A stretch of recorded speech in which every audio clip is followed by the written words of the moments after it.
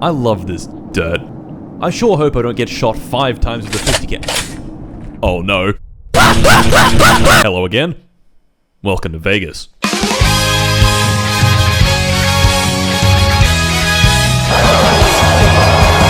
A few months ago, 9 of my friends and I went to America. 5 days in Los Angeles, 5 more days in the American wilderness, and 9 days here in Las Vegas. From Nascar, nightclubs, driving Ferraris, seeing the curious characters at TwitchCon, shooting lots of guns at the frog plush, again, and the Sphere. I can now definitively conclude Vegas goes hard. So, let us continue.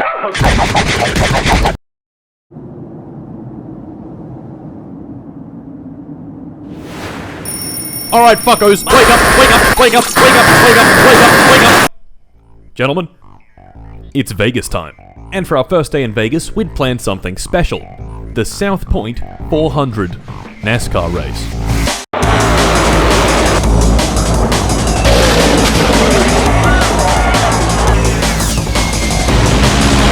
So, excited to see what was sure to be 3 hours of high-speed, intense racing. We started the cars and drove to Vegas. But who is we? Well, Martin, that's me, Tristan, Sydney, Kai, Nathan, Arlo, Seamus, Harrison, Tim, and Simon. 10 Aussie blokes, 2 cars, a quick 4-hour drive that included nothing silly at all, like Sydney mistaking this car for our car and pointing the BB gun at them. And we had arrived at the Las Vegas Motor Speedway.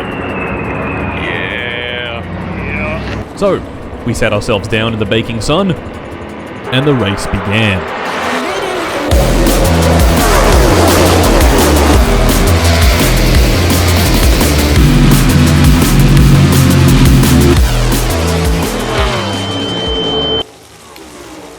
Three hours of thugging it out later, the blue number 5 car won, driven by Kyle Larson.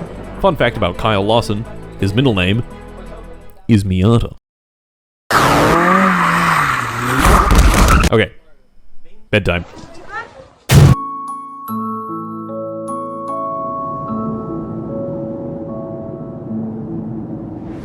Day 12. Waking up, we thought to ourselves, NASCAR was pretty cool, so why don't we go there again and drive on the internal track in supercars.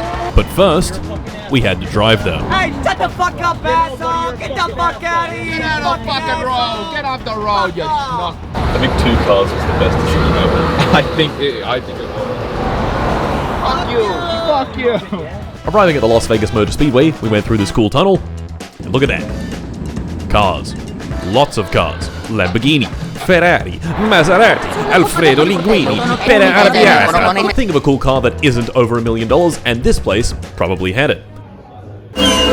And best of all, I was about to drive them into a wall on the track. I was going to drive them on the track. So, we had our safety briefing. Today you will drive a beautiful super. And got a demo drive around the track by an instructor. Finally, we could drive. And first up, the Toyota Supra.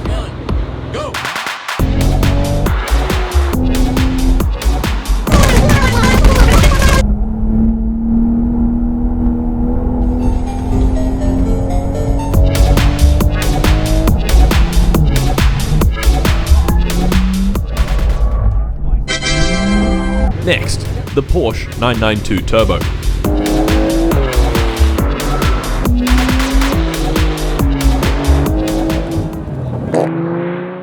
Fuck! And finally, the Ferrari F8.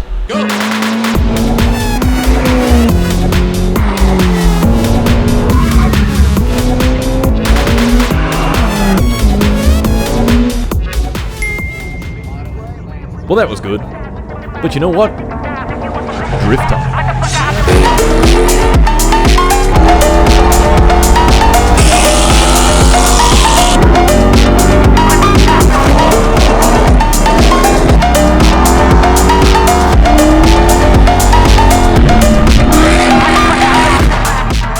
That was fun. While we were getting our footage and a general debriefing, I heard a loud noise outside, so I went to investigate. It was an F-35 taking off from Nellis Air Force Base, and then an F-15, and an F-16. Every time I heard another jet, I ran outside, away from the guy talking directly at me, to go film them like a complete Dorvis. Alright, let's go home. Where's the Glock?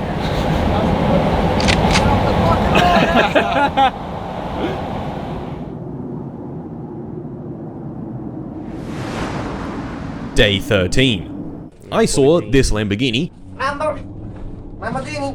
and Kai beat up the frog that we were going to shoot. Look, right. Yeah, that's about it. Day 14. Tim's birthday.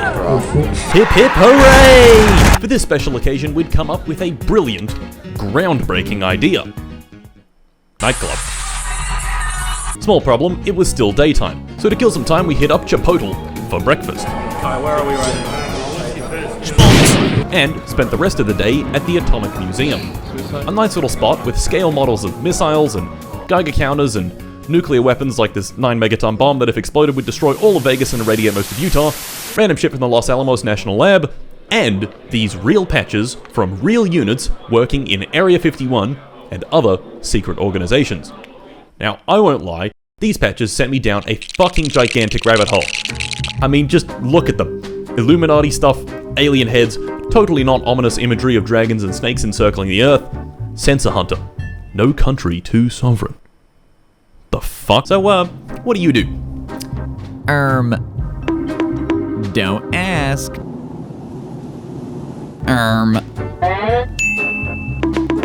None of your fucking business. Actually, I engineered the American inner-city crack epidemic of the 1980s. These are 100% real insignia from so-called black units in the US military. And it got me thinking, what's the deal with Area 51? Oh my god, look, it's literally like an alien! Well, quick history lesson. Groom Lake, aka Dreamland. Prior to 1955, this unremarkable dry lake bed 100 miles north of Vegas hadn't ever done anything noteworthy, and it felt bad. Then the CIA came along and went, ooh, this place looks ideal for testing my uber super duper ultra mega secret U2 spy planes pictured right here. I have a picture of it right here, it's not that secret, it's right there. So they went to the president, D. Eisenhower, and said, please, Mr. President, can we build a base there, please? And the base was built. The CIA and Lockheed then got their hands dirty testing out their super secret, ultra mega secret high altitude U2 spy plane pictured right here, and smugly thought to themselves, yup, this baby is the highest flying plane ever built. It will never get shot down over Soviet airspace. Area 51 is America's largest secret military testing ground. Its whole purpose is to test out the latest and greatest in fucking aerospace tech. Things like the A-12 Oxcart, the X-36, this ugly thing called Tacit Blue, the YF-23, this thing called the Bird of Prey, what the fuck, the F-117 stealth bomber, the B-2 Spirit stealth bomber, a Soviet MiG-21 that the CIA got their grubby little mitts on in the 60s that resulted in the creation of the US Navy Fighter Weapons School, aka Top Gun. If it's military, aerospace, and secret, you can bet it was probably tested at Area 51. So, given all this secrecy, fucking military technology, and whatever this thing is, more and more people started reporting unidentified flying objects near Area 51. And quite often, their reports would go something like this. Mr. Department of Defense? Mm-hmm. I've been seeing some weird things in the sky lately. Mm-hmm. Well, I was around Area 51 and I saw this thing. You're around what? Area 51? What the fuck are you talking about? Are you fucking insane? Are you losing your goddamn mind? There is literally no such thing as Area 51. You are seeing things like swamp gas and weather balloons and hallucinations and such, you fucking idiot. Given the government's curt responses, naturally, wild speculation, rumors, and many, many questionable ideas started cropping up. These sophisticated flight patterns seem to suggest that they are piloted by intelligent beings, None of which were as powerful as this guy's, Bob Lazar. In 1989, he went on national TV and claimed there are alien spacecraft in Area 51, and he studied them. According to Lazar, these crafts can manipulate gravity, fly at physics-defying speeds, they're powered by antimatter reactors, and one time he saw a couple of scientists standing over a little grey guy, inspecting. So, is Bob Lazar full of shit? Well, it doesn't really add up. I mean, think about it. He just exposed the biggest secret in the history of secrets. Fucking aliens not only exist, but are here on Earth in cahoots with the US government, and for the last 35 years, the man who supposedly exposed all of this has just been chilling. Why let him do more interviews? Why allow him to parade around the most secret knowledge in the entire world? Do you think that if it was actually real, they'd have put him in the ballsack explosion chamber by now? Now yes, he says he's telling a story in order to protect himself, but why? How the fuck does publicly exposing the world's greatest secret protect him? It simply does not make any sense. Still, the myth of Area 51 lives on. Anyway, back to the Atomic Museum. We were done. So we went home and prepared ourselves for Tim's birthday, a night out in Vegas. So we hyped on up and set off.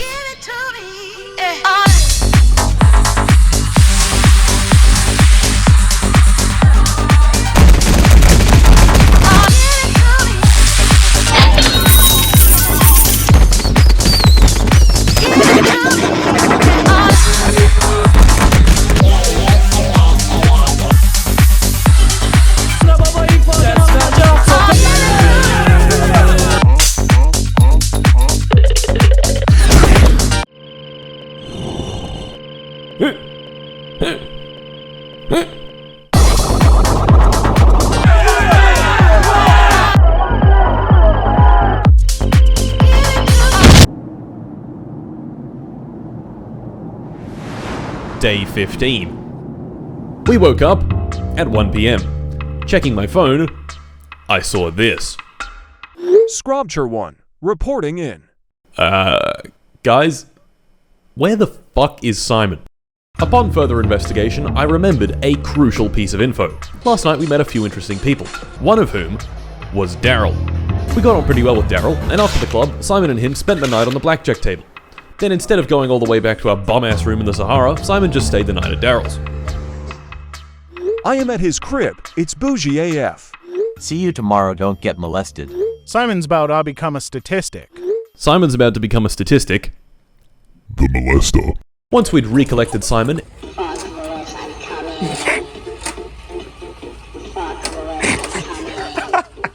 it was time for more attractions. Omega Mart, a totally ordinary supermarket that sells totally ordinary products, like gender fluid, mammoth chunks, impact corn, antimatter, tattoo chicken, omnipotence, 96-hour energy, high-frequency neuro-awakener, simply does not contain spiders, root beer-flavored vape juice-flavored root beer, emergency clams, who told you this was butter, do not eat, plausible deniability, and nut-free salted peanuts, 100% salt. Well, his store's pretty interesting. Why don't we go out the back and see the rest of their store?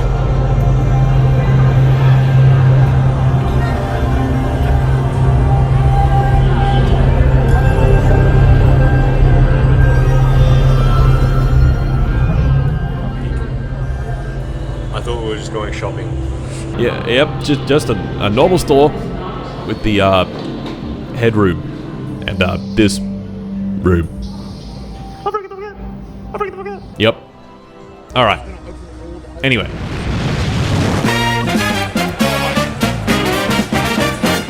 It was time for tonight's activities. You see, TwitchCon was starting tomorrow, which meant the partner party was starting tonight. And before the partner party began, my agent managed to get me into this Xbox event thing in the Ferris wheel. It wasn't hugely exciting, but it had free drinks. And my friend Eric. Greetings! And, George not found. Once that was done, it was partner party time, where I met a bunch of fellow high-speed gamers. Oh yeah! Drank some drinks, and generally had a good time. Okay. Home time. You got a piece of cutter!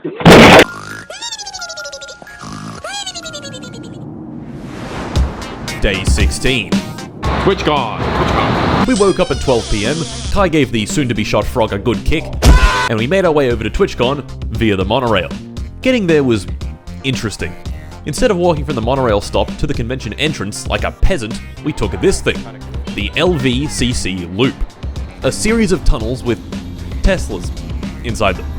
Yup, definitely an efficient means of travel. Yup, definitely. There are no better options for vehicles in tunnels than Teslas. Yup, metro system. Great. Underground car. Real shit. Bro, this shit's on the North Korean metro. What the hell? Anyway, TwitchCon. Once we got inside, the demographic shift was violent and abrupt. The middle-aged Vegas Americans had been replaced with fat nerds and their extremely attractive e-girl wives. Oh! We hit the unfiltered kindness board with a solid scrunch. Kai and Nathan hit up the chess.com booth, and I nobly abandoned all my friends to go to the partner lounge.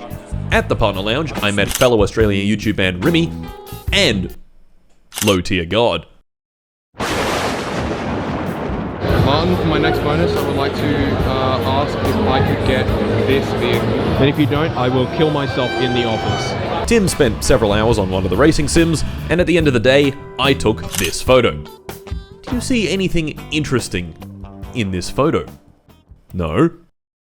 Enhance. Enhance. Enhance. Holy shit. Meanwhile, Tristan, Arlo, and Sydney, who weren't really into the whole Twitch thing, took a trip to the Circus Casino and watched some acrobatics and a clown guy swallow a sword and then dab. Oh my god. He just dabbed. So, for tonight's activities, I got invited to this Razor Dolce Gabbana event thing, which was okay, and I saw this guy in this fuck-ass hat in the distance. Honestly, this party was just kind of boring.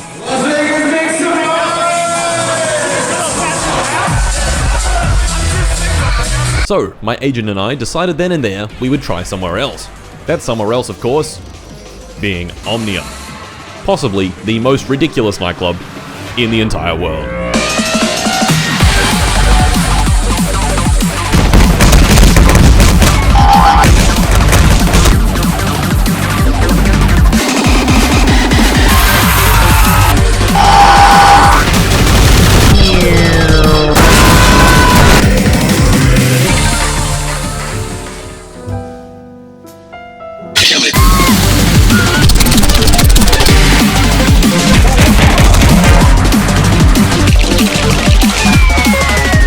Was that a nuke in the club? Holy fuck, that was good. Where am I? Wait a minute. I recognize that fuck-ass hat. That's fucking...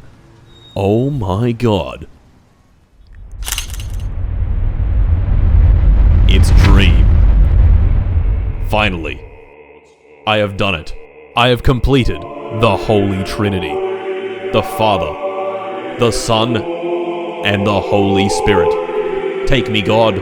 I have succeeded in my quest on this mortal plane. Goodbye. Wait, is that Groom Lake? No, I don't want to be a groomer. Fuck, go back, help, no, ah! No, that was a mistake. No, I just like Minecraft, please. No!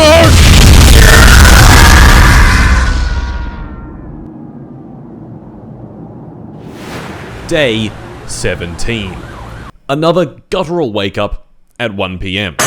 Well, some of us woke up at 1 PM. The others, who were clearly sick of TwitchCon, had woken up significantly earlier and gone to Utah.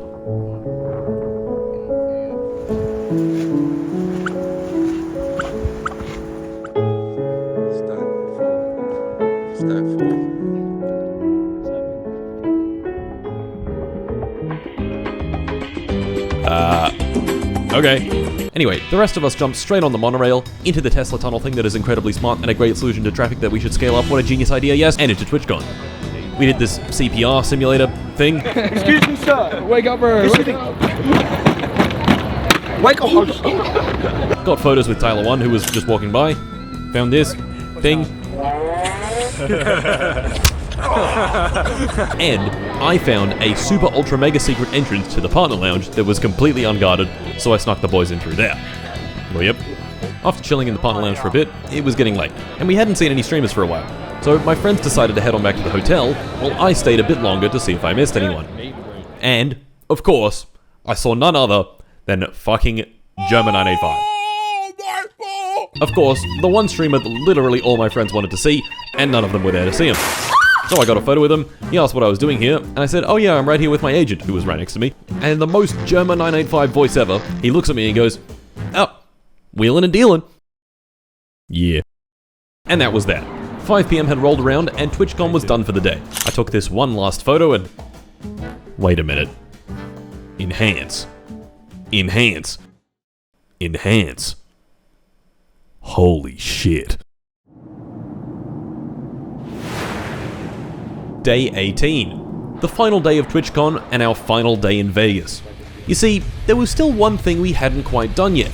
So I scrounged together a bunch of content creator friends, hopped into the Siennas, and took a trip to Battlefield Vegas. The gun range.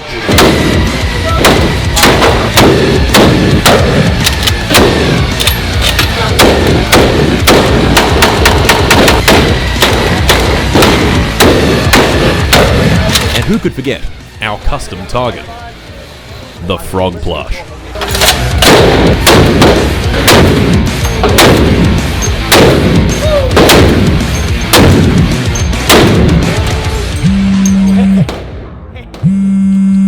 Hello, this is Mart. Remy? Oh, well yes of course I would like to go shoot guns with you. Right now? Alright, I can do that.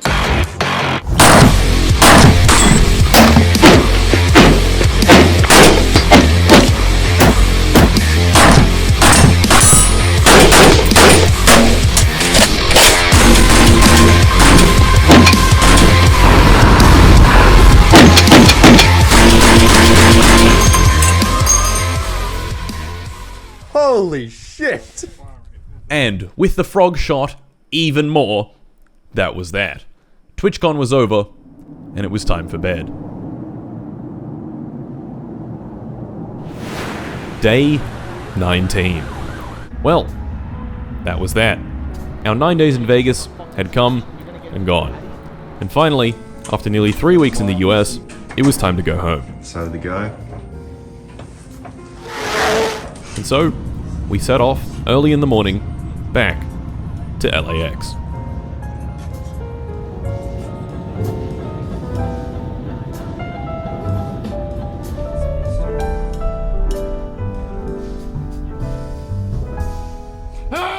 Help me.